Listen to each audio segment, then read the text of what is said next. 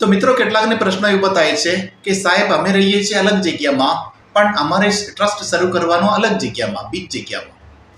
દાખલા તરીકે અમે રહીએ છીએ સુરતમાં પણ અમારે શરૂ કરવાનું છે ટ્રસ્ટ એ અમદાવાદમાં એ ટ્રસ્ટની નોંધણી કરવાનું છે. તો એ થઈ શકે?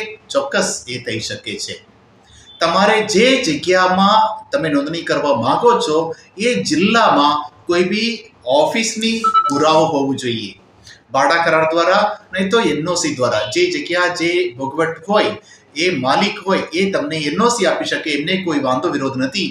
એ તમારે ટ્રસ્ટ એ જગ્યામાં શરૂ કરવામાં કે ઓફિસ તરીકે ઉપયોગ કરવામાં એમને કોઈ વાંધો નથી એમ કરીને એનઓસી આપી શકે.